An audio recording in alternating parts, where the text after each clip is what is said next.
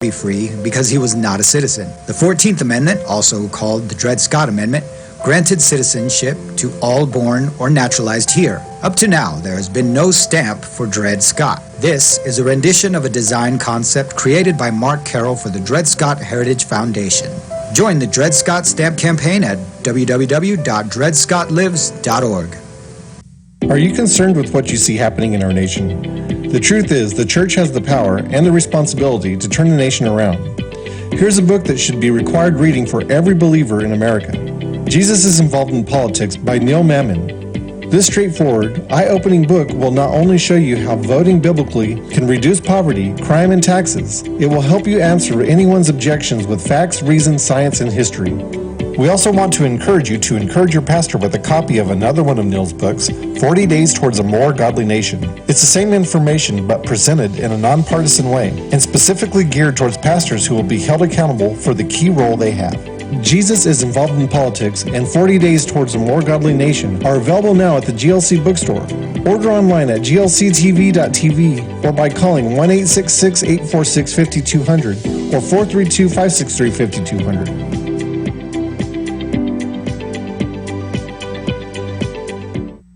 My name is Muttle Ballaston, and I've just finished filming here at GLC a brand new season of Our Messiah is Jewish. Our focus this time was on Messianic prophecy. We know that you'll be encouraged and built up in your faith as you watch that. We're looking forward to even answering questions. Look forward to having many of the viewers write in and be supportive of GLC. Lord bless.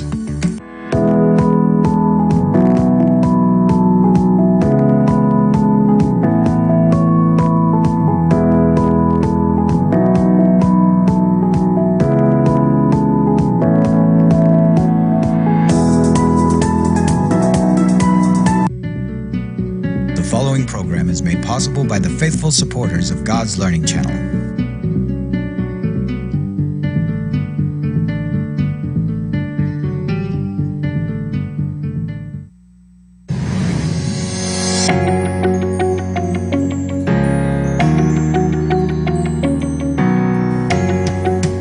Welcome to the Isaiah Project.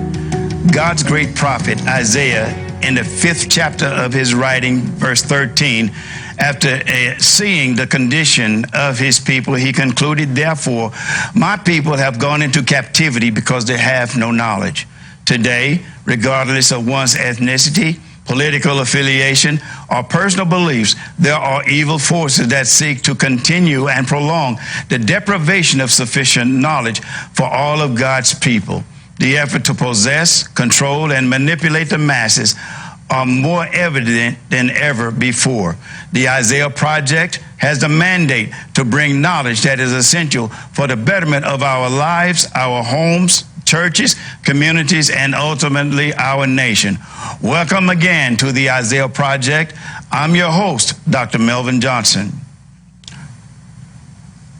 As we have been looking at the effects, the impact of evolution in not just our own culture and society, but we can look at it from its impact over the entire world since it was established by Charles Darwin in his book Origin of Species as far back as 1859, because evolutionary theory is prominent and prevalent throughout our society. It's in our textbooks. It's being taught to our children that they may see that according to those supporters of evolution, that they may see or even come to believe that there is no God. So as we continue to talk about and focus on evolutionary theory, we've talked about how from a governmental level, the impact is as compared to a Judeo-Christian principle, ethic, or focus on how government is run, as compared to evolutionary theory and how it affects government and the way it is run. We can look at the communist nations, how they treat their people, as compared to the United States, as we have been treated as subjects of the Judeo-Christian ethic through our Constitution and the very laws that we write. But we can move on a little bit further in that, because I want to share with you also what is called the tenets of evolutionary faith. In the evolutionistic perspective, it tells us that man is just an animal. And it also says that only the strongest have the right to survive. That includes not just in the animal kingdom, so to speak, as we know it, but also in the human race. The survival of the fittest is a very prominent train of thought. And there have been, not just in other countries, other places of the world, like Germany, Italy, other places that where man is superior to other men, but also here in the United States. And another tenet, the third tenet, is might makes right. Whoever wields the power is the one who will determine what the morality of the nation or of the culture is. The fourth tenet is inferiors should be eliminated for the good of the species. And we find this being the practice of, particularly in our history, we have Nazi Germany, and we have Hitler and the Nazis and the extermination of at least 6 million Jewish citizens and Jewish people. And we also have in the United States with Margaret Sanger and the Planned Parenthood organization and the birth control movement that was put forth, started, and brought forth by her and her associates. Many people do not realize that it was Margaret Sanger and the birth control and abortion movement in the United States in the late 1930s. They helped Germany to write many of their laws that were focused on the elimination of people that they called undesirables, people who even were German but maybe had birth defects, disabilities.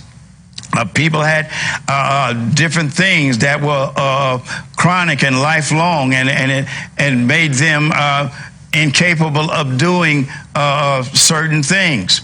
They eliminated them, but primarily it was designed to help eliminate the Jewish people.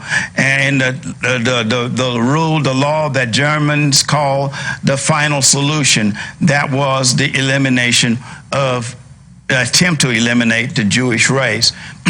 We should not forget that many American geneticists, they helped the Germans do this and complete this dastardly deed. So inferiors, again, whoever they consider to be inferiors.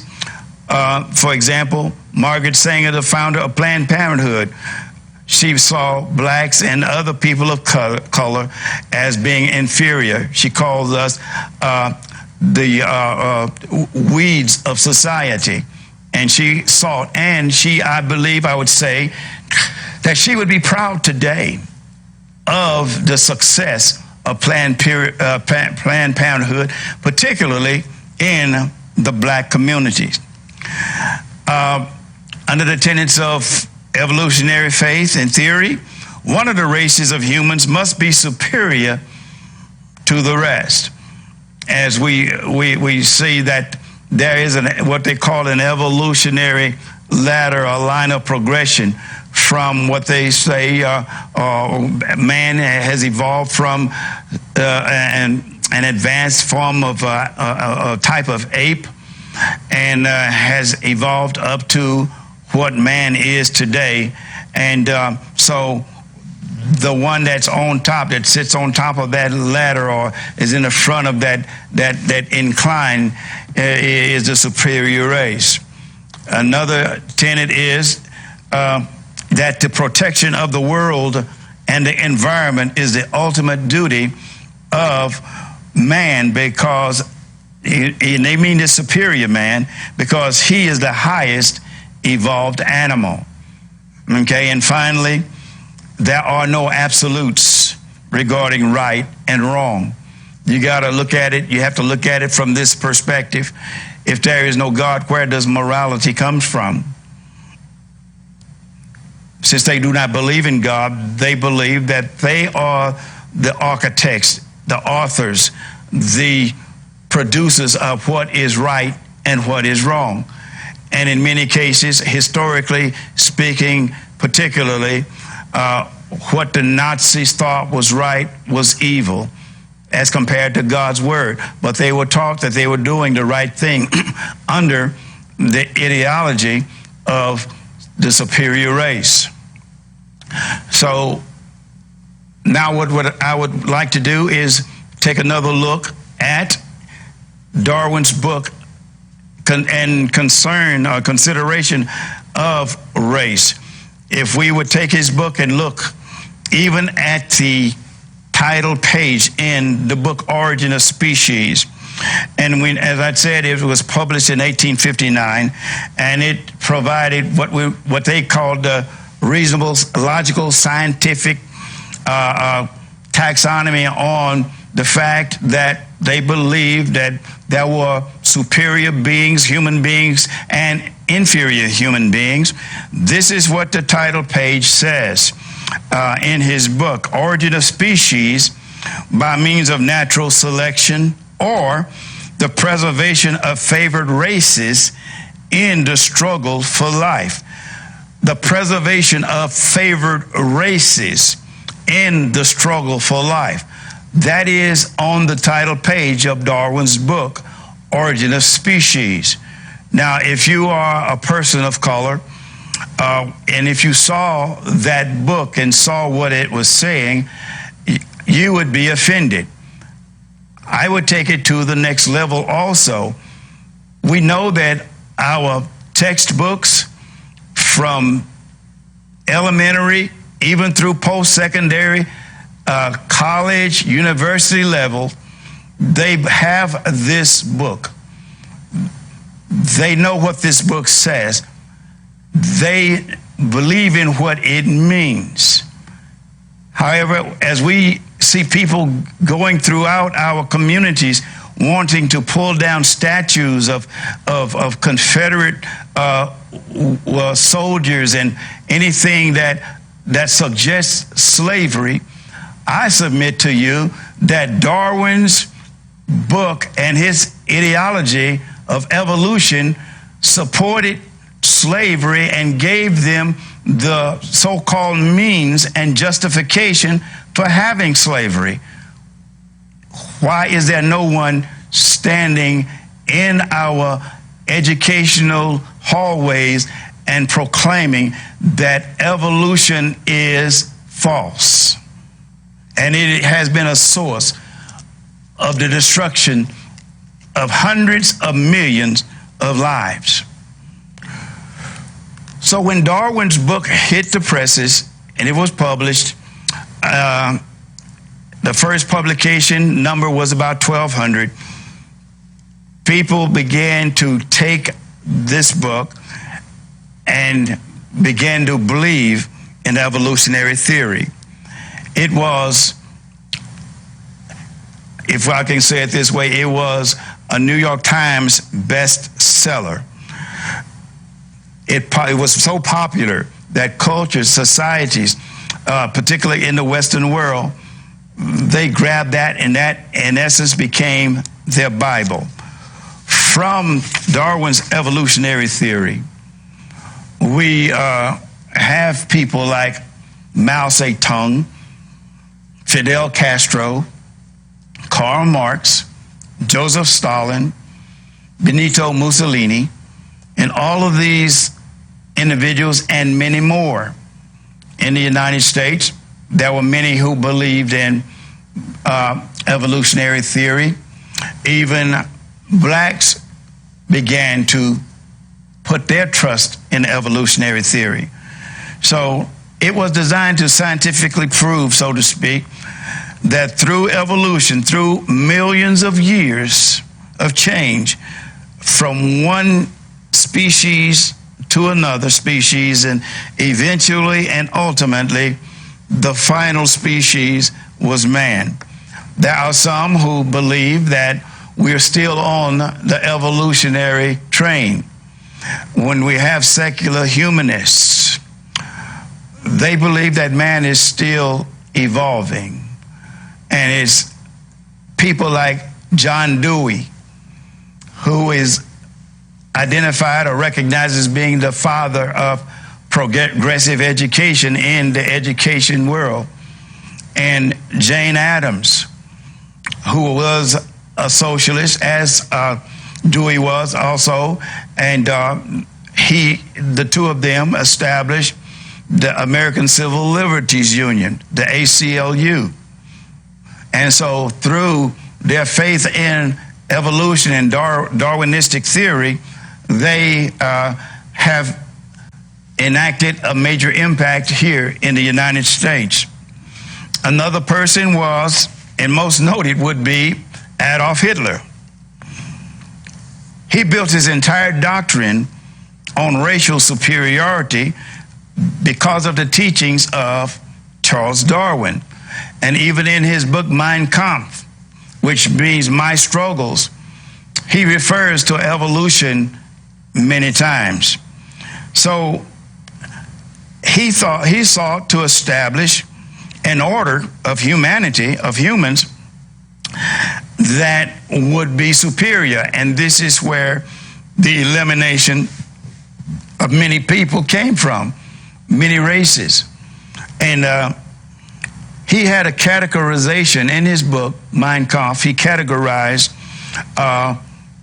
people based upon what he saw as being from inferior, most inferior, to superior. For example, he saw the Jewish people as being the lowest of humans. And above the Jewish people, he had the black Africans. And above the black Africans, he had the Orientals. And above the Orientals, he had the Slavic people, the Eastern European people. He said that they were white, but they had degenerate skull structure. And it said that they were close to half Aryan and half ape.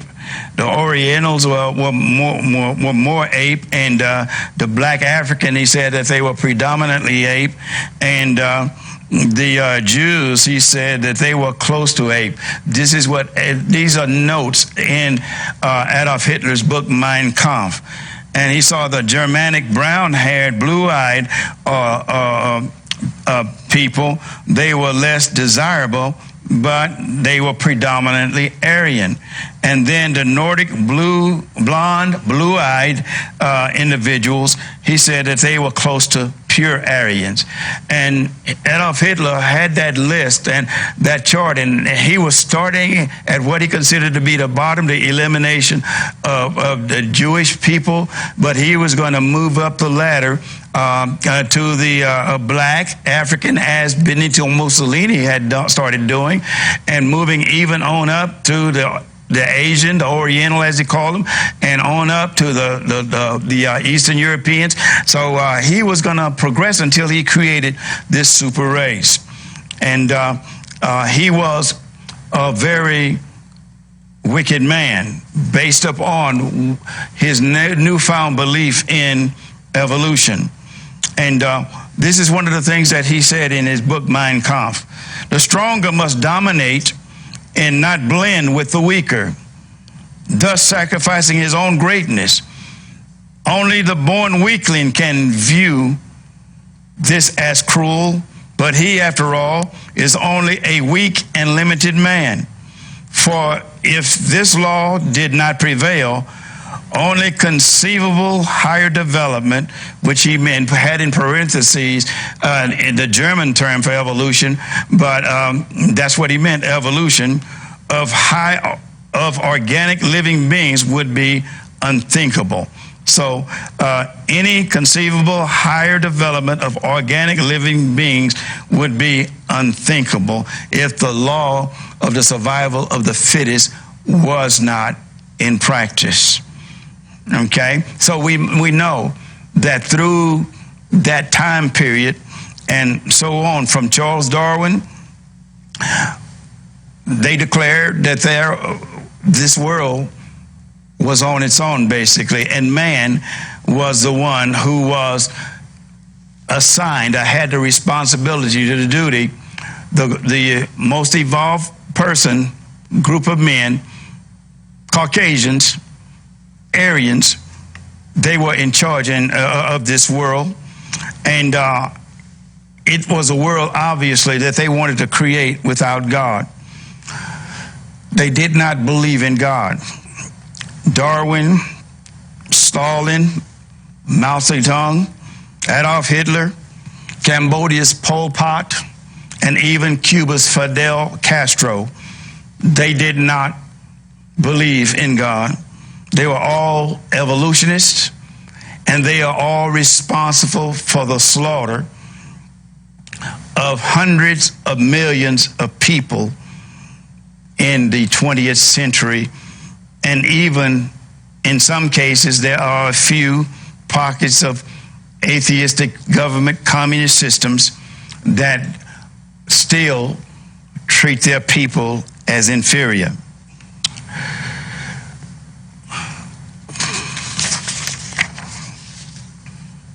So one of the things that we want to understand is that even within our own Christian faith, our Christian beliefs, there is history of the hybridization or the combining of evolution and Bible. Catholicism had an aspect of evolution from the aspect of even the popes. In the 1950 encyclical, Pope Pius XII brought forth the Humani Generis, which basically stated that Catholics could believe whatever science determined about evolution or the human body, so as long as they accepted that at some time of his choosing, God has infused a soul into such a creature. So in other words, according to Pope Pius XII, as an ape-like creature evolved and started walking upright and became more suitable for the human soul, he's saying that God implanted that soul and man became, that ape became man. So that the Catholic Church's teaching says that as the ape-like creatures continue to evolve, God had decided to place his spirit into that most developed form. So this is what that belief is.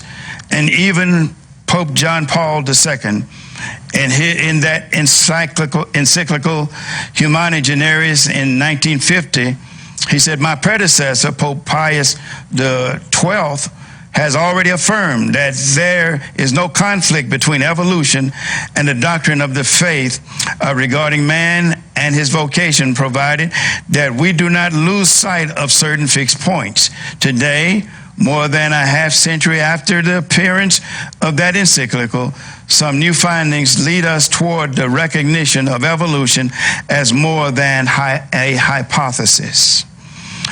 Even Pope Benedict the 14th, he says that what the church does insist upon is that the emergence of the human supposes a willful act of God, and that man cannot be seen as only the product of evolutionary processes. It said the spiritual element of a man is not something that could have developed from natural selection, but required from an ontological leap. In other words, God as had been affirmed in past popes, it has been affirmed to believe that God put a spirit in an advanced form of ape. And one more, Pope Francis.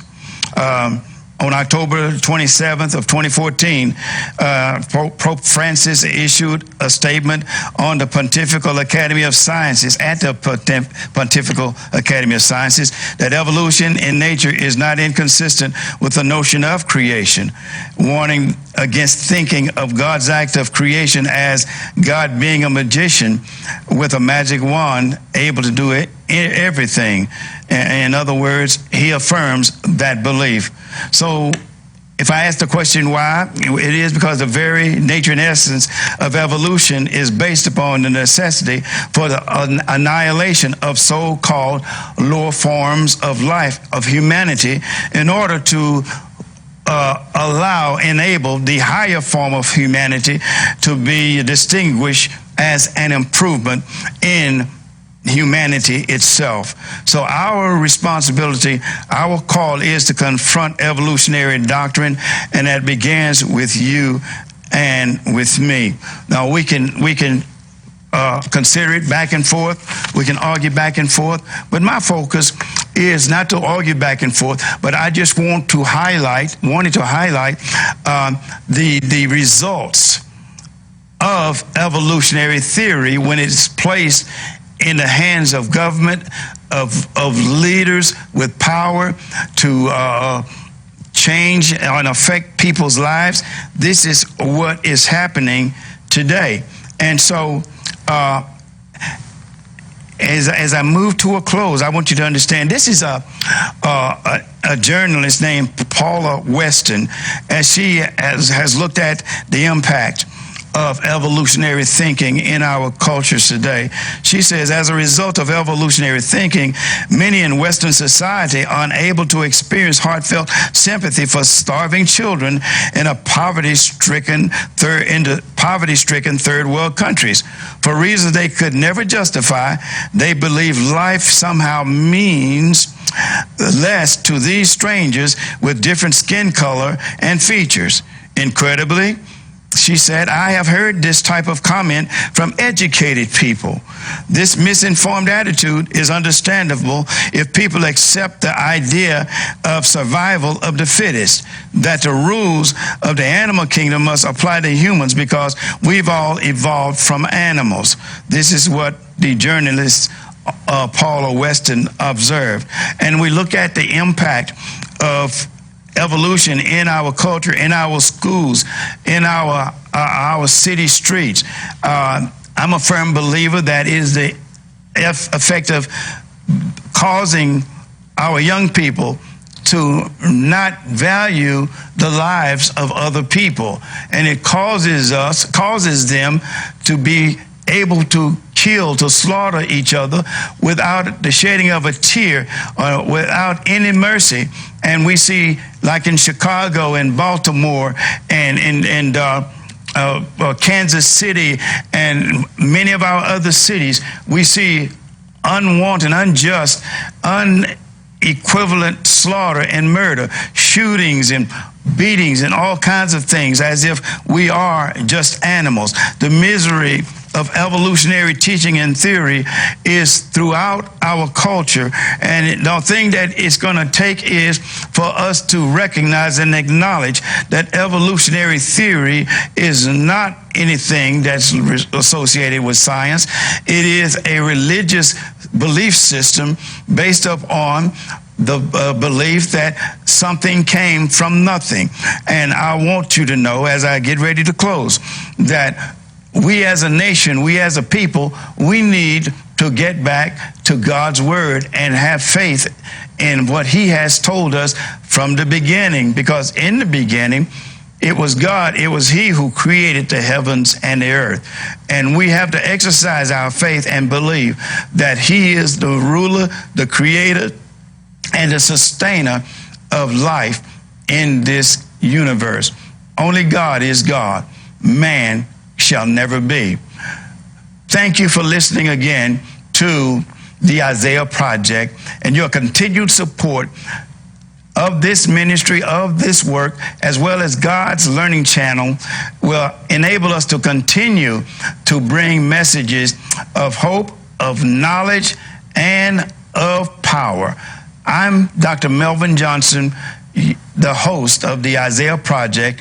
Thank you for listening, and God bless you until the next time.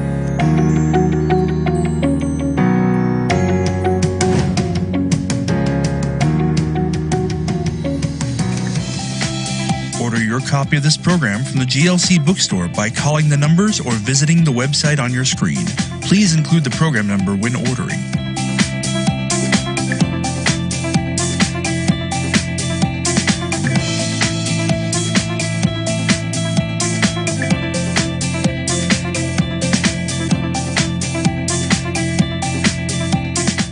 Having trouble watching GLC or would like a cheaper way to watch than cable? We are now available on a new platform, streaming on Amazon Fire TV, allowing you to watch our live stream or browse through many of your favorite GLC programs on demand, along with the hundreds of other popular streaming platforms. Our channel is available on the Amazon Fire TV Stick or Fire TV Cube, which can be purchased online or at retailers such as Best Buy. You can install the app by using a verbal voice search directly on your Fire TV device for the phrase GLC app, simply by pressing the voice search button at the top of the Amazon remote. Simply click on the GLC app in the results to install. And just like that, you'll be watching GLC's broadcast and have access to GLC program archives. So don't delay. If you're still not receiving GLC off air or by cable, purchase one of these inexpensive devices and start streaming today.